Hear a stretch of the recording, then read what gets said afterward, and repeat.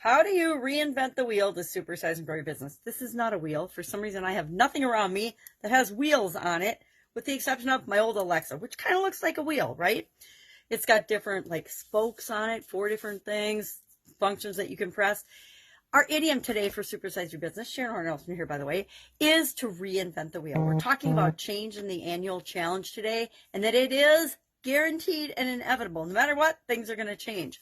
And a lot of times, we make change and challenges so much harder on ourselves than they absolutely have to be.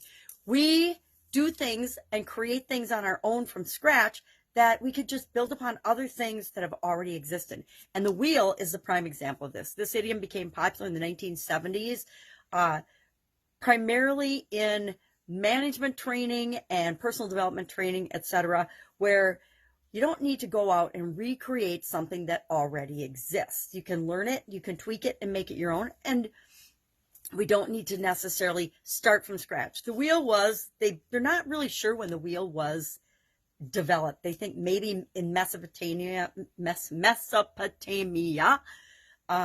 the Mesopotamian people developed it around 4200 to 4000 BC.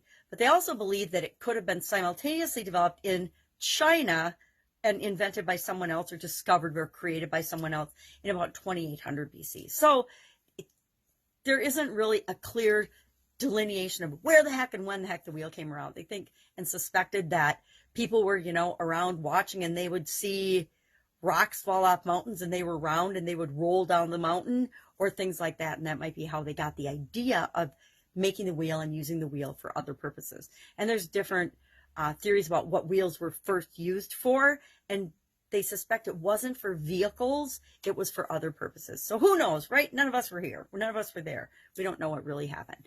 But how do we use this? How do we use reinventing the wheel, tweaking and changing and making something that already exists better to grow and build and supersize our business?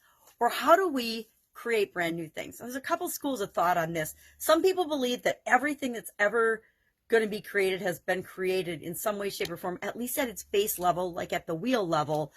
The basic science, the basic foundation, the basic reason for it being or already exists, and that nobody is really creating anything new. We're just tweaking and making things our own.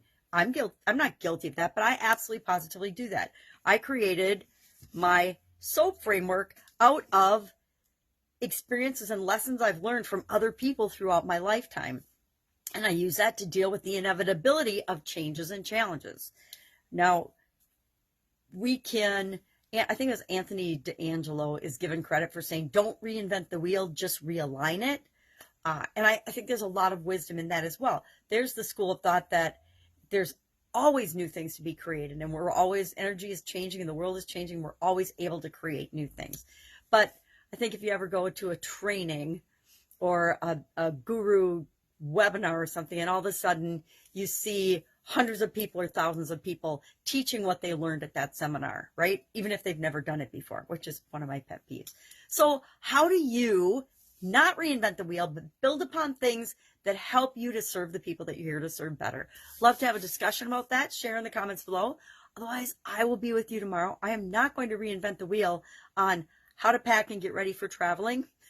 Although I have a tendency personally to start from scratch in things and try to do things my own way when there's already a proven process. Why not just follow the proven process and use that as a springboard to create what it is that you want in life?